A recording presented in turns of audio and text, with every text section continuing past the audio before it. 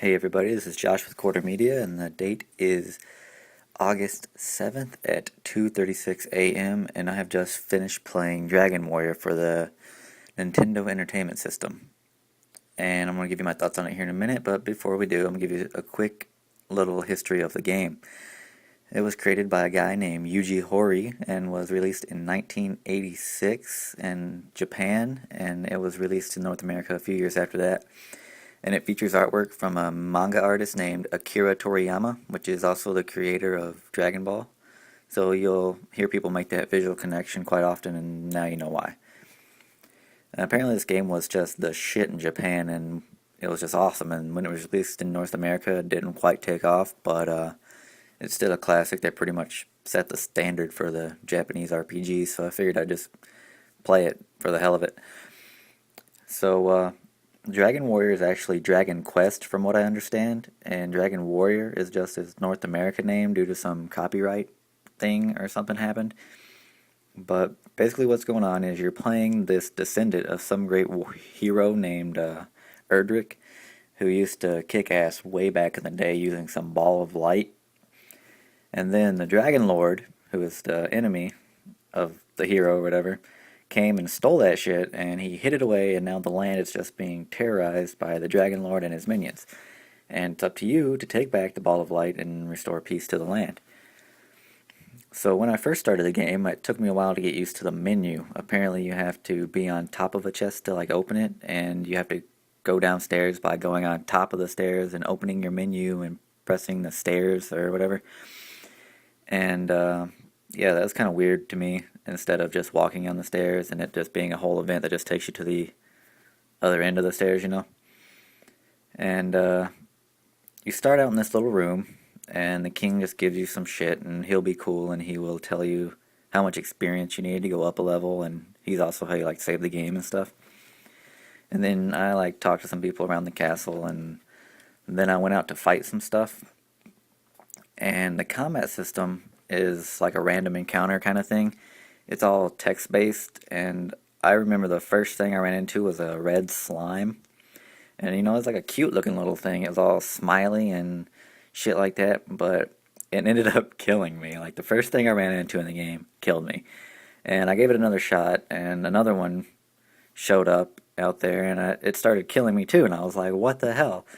Like, I can't even beat one monster to end up getting any experience. And then I found a blue one, which is apparently easier than a red one, and I ended up killing that one just barely. And the problem ended up being that, come to find out, the game doesn't start you off with any armor or weapons, which is tricky considering you start in a castle and your character sprite looks all decked out in badass armor with like horns and shit. But when you die, you lose like half your gold. So the gold I got from the king's room, which was supposed to buy my beginning weapons and armor, I ended up losing half of that. So when I went to buy weapons and armor, all I could afford was a fucking bamboo stick, and it wasn't hardly anything much, but it did keep me from missing every attack that I tried. Um, so yeah, at the beginning of the game, I was dead broke, clueless as to where to go. If I went north any further than where I started, I would run into stronger monsters and they would just kill me. So I was stuck like in the starting area for like a long time. I was just grinding away on these stupid little slimes for at least a couple hours, which is my main problem with the game, which is grinding. Grinding was about 90% of my entire playtime, actually. And once you spent hours grinding to get to the next area, you'll quickly find out that you need to go even further than that, so you'll have to just grind even more. And it's hard because leveling in the game isn't even easy. I mean, it takes a long time. Yeah, the game is just like one big entire grind, it seems like, and it's hard as hell and it takes forever. And gold. Gold, you need to buy better items from the shops and stuff because you're not going to find items dropping from monsters at all. And shit ain't cheap either, so the only source of income you get is from killing monsters that drop gold, and that's basically how you get gold. And they don't even drop much, like, it really sucks. So, like, if you're like me and you got a habit of dying all the time and losing half of your gold, then you're gonna have a tough time. Uh, progression through the game relies on you actually using your wits mostly. You get left hanging at the beginning of the game with just the task of having to stop the Dragon Lord, and they don't really tell you where to go or what to do. So you're really stuck having to talk to everybody in the game and analyzing every little thing they say, looking for clues as to like where you should be going or whatever. And I don't think uh, this game should really be played again by me. Like I wouldn't recommend you play it either, just because of the hours upon hours of grinding that you have to do. And that's probably gonna piss a lot of you off, just because I've read some of the stuff people say about the game and they fucking just think it's awesome. It's like the first RPG they ever played, which is understandable, but if you like grinding, go for it. That's just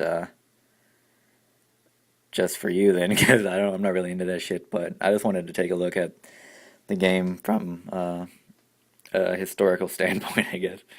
Like, I just wanted to look at it because of what it did and all that good stuff. But yeah, if you do decide to play it, here are a few tips that help me get through it. Number one, use the heal spell very early in the game. Like, going to the end costs money, and when monsters don't drop a lot of money and you're dying, losing half your money, the end's just gonna suck more out of you. So sometime early in the game, in the first few levels, you get the heal spell that heals you. And there's some guy in the castle at the beginning of the game that will just recharge your magic points for free. So instead of going to the inn and paying money to heal yourself, just cast the heal spell and get the guy to recharge your magic points for free, and then you're good to go. Number two would be bridges. Bridges are like dividers between areas, and like there's one area has monsters that aren't as strong, and one area has monsters that are stronger than those. So you can fight normal monsters on one side, then you cross a bridge and they're stronger. So let's say you needed to level grind or you're going to get gold or something. You cross the bridge and you fight the stronger monsters, but you stay near the bridge in case you start to die. Then you can cross the bridge into the safe area and just go back to town or whatever.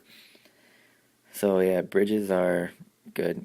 Number three was just to write down shit people say that looks important, because you're gonna need to put clues together that you hear from different people throughout the game, and it's nice to have them all sitting in front of you so you can just look down and be like, oh, that's what, yeah, so you just put one, two, and two together, and that's basically how you get through the game. And you'll know if it's something you'll need to write down, because some stuff they'd say is just stupid, like if they're talking about not having any tomatoes or something like that, just don't even bother writing that down. But some other stuff you'll know if you need to write down. And that's about it for my thoughts on Dragon Warrior. Yep, this has been Josh with Quarter Media, and peace.